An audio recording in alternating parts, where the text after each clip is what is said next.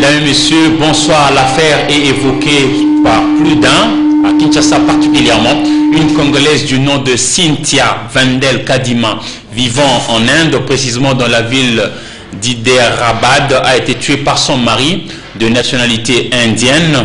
La victime a été ensuite coupée en morceaux, puis cruellement brûlée par son bourreau. Sylvie Fortuné Mboula revient sur le fait. Et regardez.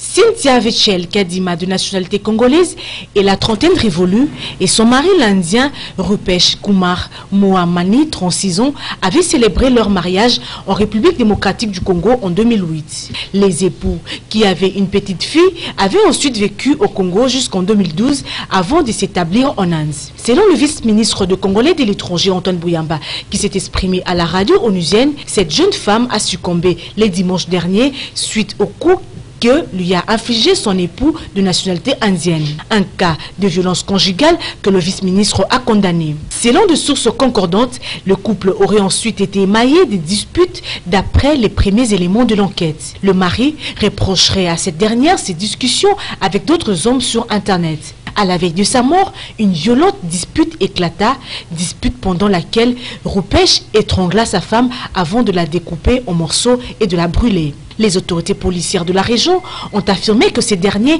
a voulu cacher les preuves de son forfait en brûlant le corps de la jeune Congolaise. Cynthia Vandel décède dans ces conditions horribles pendant qu'il y a une enquête en cours suite à la mort de notre Congolais Olivier Massonga, assassiné au mois de mai, tué à coups de pierre par des hommes à New Delhi.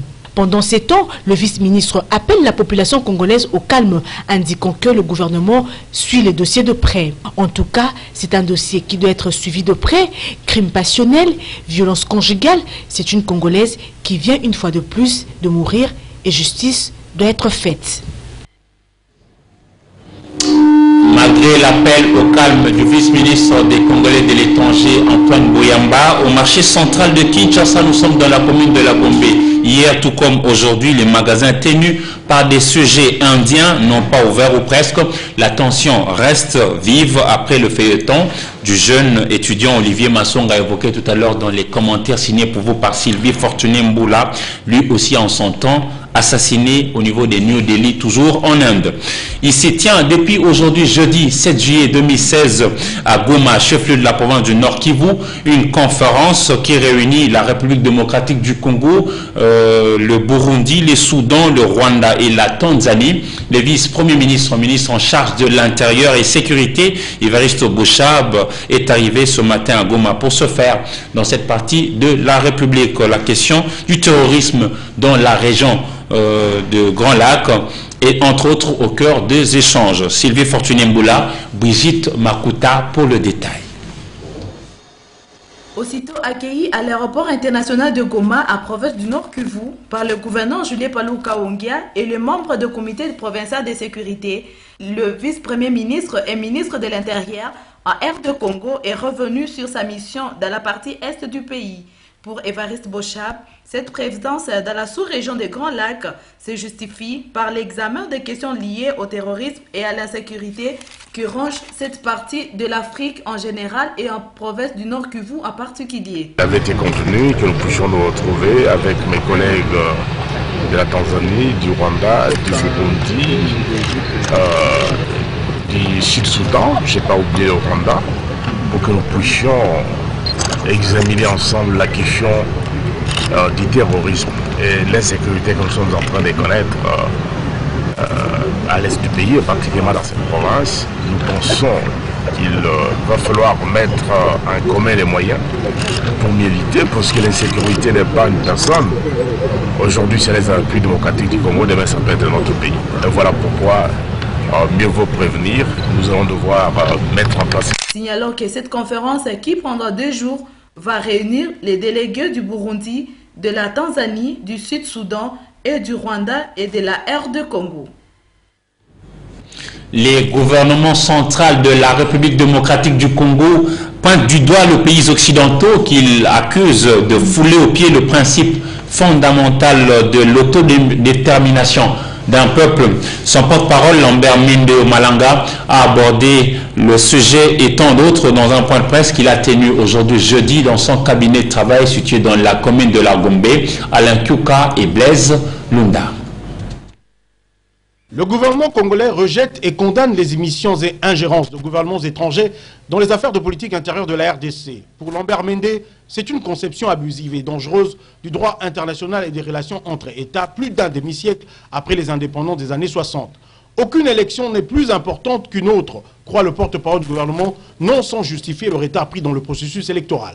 Il n'y a pas d'argent qu'il soit possible de mettre de côté puisqu'il n'a pas été utilisé. Je pense que le seul signal qui peut vous rassurer, c'est que lorsque nous avons eu à confronter la réduction de nos recettes, du fait de cette fluctuation totalement imprévisible des cours de nos principales matières premières, nous avons réduit toutes les dépenses de la présidence, de la primature, du fonctionnement de l'Assemblée nationale, du gouvernement, de toutes les institutions, sauf les dépenses de la Commission électorale nationale indépendante. On n'y a pas touché. Concernant les massacres de populations répétitifs à Beni, Lambert Mende souligne que le problème est beaucoup plus complexe qu'on ne le croit. Il y a une histoire, cette rébellion a une histoire, et il y a des actions que je vous ai décrites ici, qui sont en train d'être menées.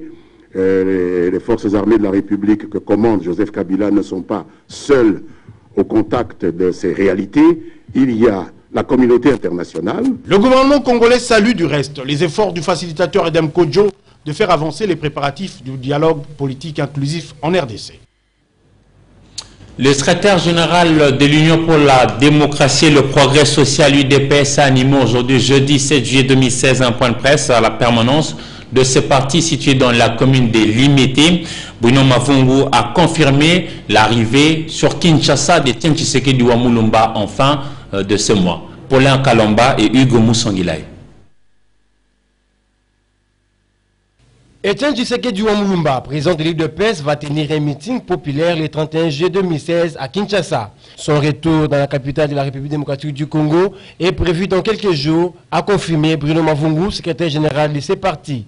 Le président annonce qu'il regagne Kinshasa très bientôt pour que, grâce au concours de tous, nous prenions non seulement notre destin en main, mais aussi pour que nous ayons un processus électoral non entaché d'irrégularité, de fraude et de manœuvres tendant à pérenniser le pouvoir actuel et ces hommes rejetés par notre peuple.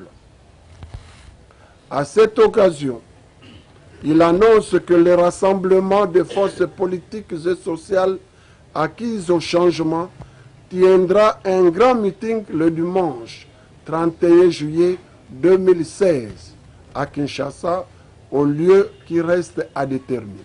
Mavungu a, au cours de cette rencontre avec la presse, résumé quelques restitutions du conclave de Genval, notamment sur la convocation de l'élection présidentielle dans le délai constitutionnel. La conférence de Genval a exigé la convocation du scrutin pour l'élection du président de la République le 19 septembre de cette année, conformément à l'article 73 de la Constitution, et rejeter toute tentative de référendum pour modifier notre Constitution. C'est depuis 2 ans que Etienne Tshisekedi séjourne en Belgique pour des soins de santé. Bruno Mavungu, cadre de l'UDPS, a confirmé l'arrivée sur Kinshasa d'Etienne Tshisekedi wa Mulumba à la fin de ce mois, pendant qu'un autre cadre de ce même parti, lui, a affirmé qu'il ne sera d'accord par rapport à cela que s'il voit revenir réellement sur Kinshasa le président national de l'UDPS. Etienne Tshisekedi Wamulumba. Il y a presque 5 mois et demi, le gouvernement prenait 28 mesures pour stabiliser l'économie nationale RD congolaise. Le président de la République, Joseph Kabila Kabange, a procédé mardi dernier à une évaluation de ses décisions avec l'équipe économique de son exécutif. Jean-Louis Miasekama revient sur les caractéristiques et objectifs de ces mesures prises autrefois. Suivez. Nous allons accentuer nos efforts de stabilisation économique et monétaire à travers la mise en œuvre de 28 mesures économiques à caractère prioritaire. 28 mesures pour redresser l'économie de la RDC. C'est lors de la réunion des ministres du 26 janvier 2016 qu'elles ont été prises. En effet, les voyants économiques virent un à un au rouge. J'ai conscience de la situation économique préoccupante que traverse notre pays, suite principalement au choc exogène découlant de la baisse continue de cours de matières premières d'exportation. Ces mesures doivent accroître les recettes publiques et la résilience de l'économie nationale. Elles doivent installer la transparence, l'équité et la diversification horizontale et verticale dans le partenariat avec les sociétés minières. Cette batterie de décisions de fin janvier 2016 vise à éradiquer les tracasseries, la fuite des capitaux et la dilapidation des ressources du Trésor et à rationaliser la gestion du portefeuille de l'État. Le gouvernement voudrait, par ces 28 mesures, promouvoir et encourager le partenariat public et privé pour impliquer le secteur privé dans l'activité du gouvernement. Cela passe aussi, selon l'exécutif national, par l'amélioration des infrastructures pour la circulation des biens des personnes, la promotion de l'électrification rurale pour un développement harmonieux et équilibré de l'ensemble du territoire national. La démarche vise également à relancer les secteurs du tourisme et à résorber le chômage, particulièrement celui des jeunes. Les détails de ces mesures sont du domaine de la gestion courante. Elles ont tout simplement été comme oubliées par les autorités qui veulent les remettre au goût du jour. Cette batterie de mesures très à propos peut être reprise par les prochains gouvernements. Autre chose, le bâtiment annexe du siège du mécanisme national de suivi de l'accord cadre d'Addis Abeba a été inauguré ce 7 juillet 2016. Les travaux ont été financés par la MONUSCO qui a également équipé partiellement ce bâtiment. Le coordonnateur du mécanisme national de suivi de cet accord, François Mwamba, a personnellement pris part à cette cérémonie. Sylvie Fortuné-Mboula, Précieux Mangonzoy. Ces projets totalement financés par la MONUSCO consistent à remettre le bureau des bâtiments au sein du mécanisme national de suivi de l'accord cadre d'Addis Abeba à l'état d'utilisation, notamment la réfection de la toiture, les plafonnages de salles, l'électrification et la peinture. En croire le représentant spécial adjoint du secrétaire général de l'ONU en RDC, Mamadou Diallo, présent à cette cérémonie, les différentes résolutions du Conseil de sécurité de l'ONU donnent mandat à la MONUSCO d'appuyer la République démocratique du Congo dans ses efforts de mise en œuvre des engagements nationaux souscrits au terme de l'accord cadre d'Addis Abeba. D'où les financements de ces projets par la MONUSCO. Je me réjouis, Monsieur le coordinateur national, de l'aboutissement heureux de ce projet, destiné à donner un coup de pouce important à la mise en œuvre des engagements nationaux du Congo pour l'accord cadre d'Addis Abeba, dont l'importance n'est plus à démontrer. Je rappelle, pour mémoire, que les accords cadres d'Addis Abeba demeurent à ce jour l'unique instrument politique régional destiné à stabiliser le Congo. Le coordonnateur du mécanisme national de suivi, François Mbachishimbi, a eu de mots justes pour remercier tous ceux qui ont mis la main à la pâte. Pour la petite histoire, ce bâtiment avait été partiellement endommagé par 2 sinistres. D'abord un incendie qui s'était déclaré en pleine nuit sur sa partie inférieure gauche et ensuite par une inondation de la partie supérieure gauche consécutive à une pluie exceptionnelle. Mon souhait, s'il m'est permis d'en formuler un, docteur et chers frères, est de voir vos ressources financières accroître afin de mieux nous accompagner encore dans les autres défis qui nous attendent. Il faut dire que ces projets ne se limitent pas seulement à la réhabilitation selon la dynamique pour le bien-être social maître d'ouvrage, mais aussi à l'équipement de quelques bureaux. À travers la ville de Kinshasa, l'on note l'ambiance électrique occasionnée par la publication de résultats de l'examen d'État édition 2015-2016. Nous vous proposons les images dans la partie est de la capitale de la République démocratique du Congo avec Binda Landou, Sylvain Kapombo Bosengele et Jouzen Belebele.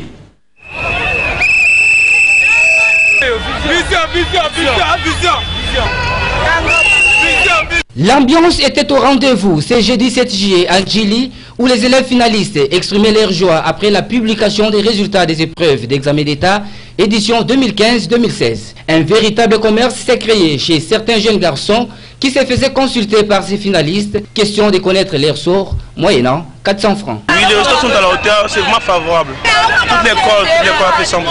À l'université, je suis prêt, je ferai l'aviation, à l'ISTA, je suis prêt pour faire ça. Bon, ce que je pourrais dire à tous qui ont présenté mais qui n'ont pas réussi, de reprendre courage, parce que moi aussi, c'est pas ma première fois de présenter. Il y en a pas que j'avais présenté mais je n'ai pas réussi. J'ai repris courage, et aussi qu'ils fassent de même comme moi, comme ça, ils vont réussir seulement.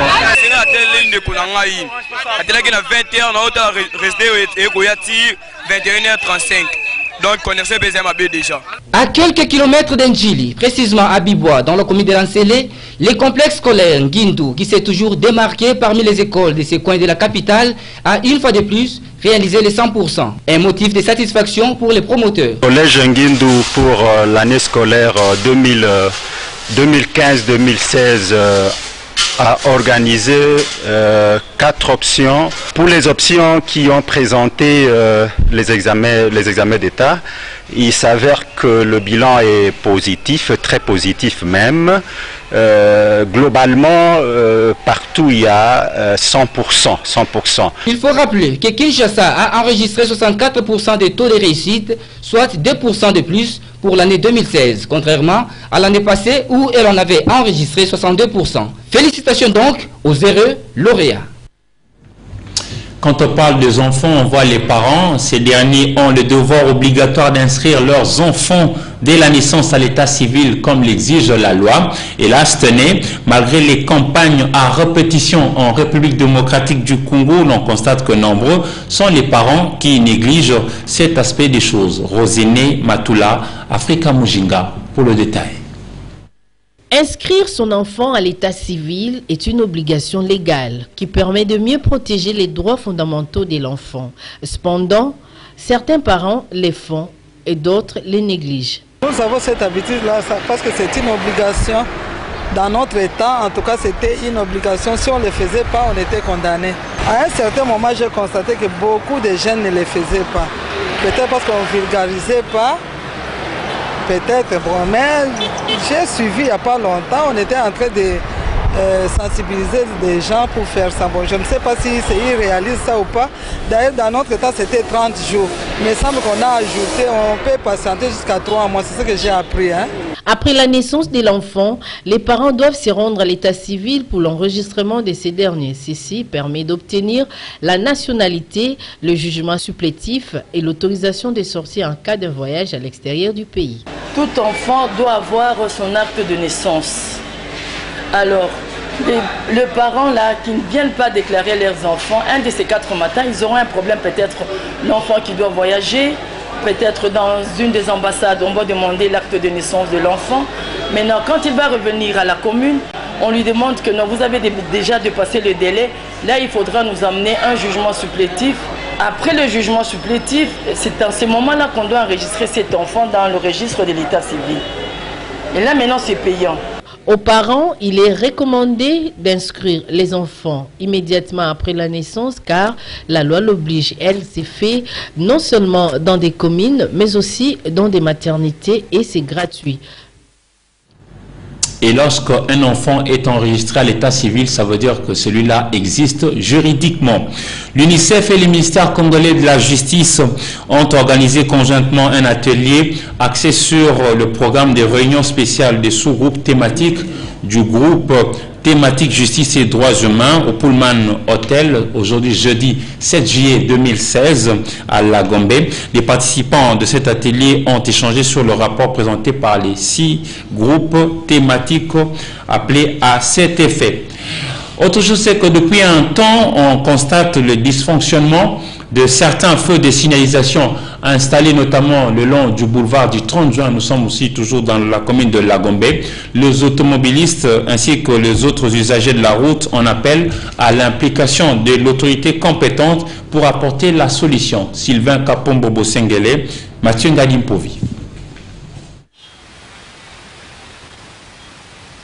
Les feux de signalisation du boulevard du 30 juin se trouvent actuellement dans un état de dysfonctionnement. Cette situation cause beaucoup d'ennuis aussi bien chez les usagers des routes que les automobilistes. D'où ces cris d'alarme lancés à l'endroit des autorités compétentes. Effectivement, nous rencontrons des difficultés pour traverser la chaussée étant donné que les signaux ne fonctionnent plus. Il y a des endroits où ça fonctionne, mais pas comme il se doit. Par exemple, si vous regardez derrière là-bas, les véhicules qui doivent emprunter la... aucun signal et de l'autre côté il y en a. Et pour nous les piétons également, on ne sait pas quand est-ce qu'il faut traverser. Et là maintenant ça commence à jouer entre les piétons et le conducteur.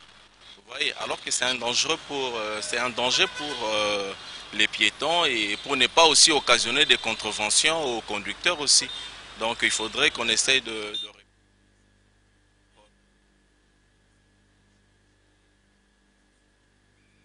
chose aussi. Sincèrement, ça traînait, hein, on peut dire depuis l'année passée. Donc disons vers la fin de l'année et à partir du mois de janvier jusqu'à ces jours, on emprunte le boulevard et on constate ça. Les autorités doivent s'intéresser à ça parce qu'ils doivent protéger la vie du peuple congolais, particulièrement ceux de la ville de Kinshasa. Et ils doivent chercher à ce que ça soit réhabilité. Remettre au bon état ces appareils régulateurs de circulation, mieux on éviterait des accidents à répétition sur la chaussée. En sport, la République démocratique du Congo a surclassé ses adversaires à la 5e édition du Challenge Trophy Handball. La clôture de compétition de la zone 4 a eu lieu mercredi dernier à Kinshasa, la capitale. Les moments chauds de ce challenge qui a connu la participation de 6 pays de la sous-région d'Afrique centrale de la balle aux 7 mètres avec Naï Ilambwich.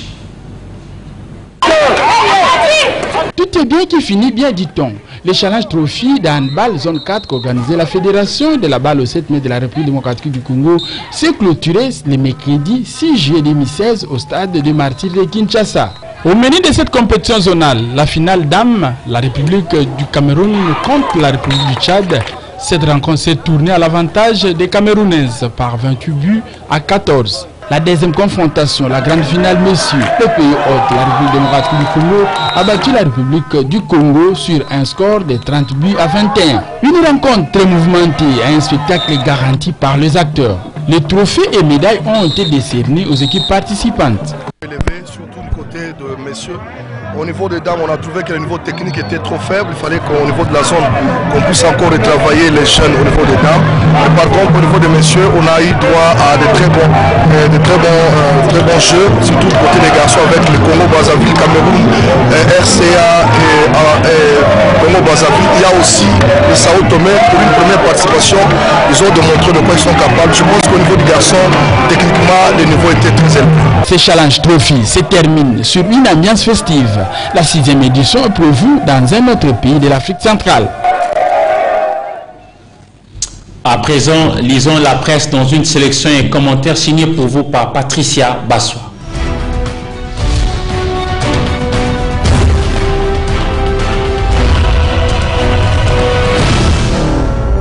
Mesdames et messieurs, bonsoir et bienvenue à cette revue de presse. Dans sa parution de ce 7 juillet, La Prospérité titre à sa une Ban Ki-moon devant le Conseil de sécurité. Après avoir réussi à faire voter 2 résolutions en 3 mois sur la République démocratique du Congo au Conseil de sécurité de l'ONU, Ban Ki-moon s'apprête à présenter ce jeudi 7 juillet à New York le rapport trimestriel sur l'évolution de la situation générale du pays. Une fois de plus, le secrétaire général de l'ONU se montre très inquiet. Il dénonce l'incertitude politique actuelle qui serait de nature à entraîner une crise grave en République démocratique démocratique du Congo. Il fait état de l'augmentation de violations de droits de l'homme. Ban Ki-moon ne constate aucun progrès dans les préparatifs du dialogue national, alors que les résolutions 2277 et 2293 pressent les acteurs politiques congolais à se parler pour relancer le processus électoral dans le respect de la Constitution. Entre-temps, scandale au PPRD, titre le journal La Percée Plus. Bagarre manquée autour de 150 000 $. Le secrétaire général du parti présidentiel PPRD, en la personne d'Orimo Vasakani, a failli se battre avec son adjoint Tundaya Kassinda à cause de sagatelle somme venant de la primature, chiffrée à 150 000 $. L'histoire révèle que le secrétaire général aurait envoyé un certain Jean Massaka à la recherche de la dite somme à la primature. Et ce dernier aurait soustrait en route 40 000 $ pour ne présenter que 110 000 $. Forum des As revient sur les dialogues qu'il qualifie dans son titre comme un vrai défi de la communauté internationale. Pour gagner le pari de l'échéance fin juillet, les partenaires extérieurs sont appelés à convaincre Étienne Tshisekedi et ses alliés à participer à ce forum national. La référence plus renchérit en disant que des analystes estiment que le richissime homme d'affaires katongais voudrait utiliser la couverture d'Étienne Tshisekedi pour échapper aux ennuis judiciaires qui l'attendent. Mais du côté de l'UDPS, l'on croit savoir que le Sphinx de Limete sera à Kinshasa avant le 15 août prochain. Il n'y a pas d'inconvénient que Moïse Katumbi se joigne aux côtés du leader Maximo. La mort de Cynthia Véchel, sujet congolais tué par son mari indien à Hyderabad dimanche 3 juillet, a soulevé des tensions entre Congolais et Indiens hier mercredi 6 juillet. Le vice-ministre de Congolais à l'étranger condamne cet acte et indique avoir été informé de la nouvelle par l'ambassadeur congolais en Inde. Antoine Boyamba dit connaître le couple et affirme les avoir reçus quand il s'est rendu il y a 3 semaines en Inde. Antoine Boyamba appelle la population congolaise au calme en indiquant que le gouvernement suit les dossiers de près, indique la tempête de tropique en sa page 2. Et le soleil s'est couché hier sur la capitale Kinshasa au rythme de sifflet suite à la publication de résultats des examens d'État édition 2015-2016. Le Premier ministre avait reçu les lauréats de Kinshasa peu avant dans la journée. Ils étaient au nombre de 7 à être honorés par Matata Ponyo. C'est tout pour ce soir. Je vous retrouve demain pour une autre sélection. Bonsoir.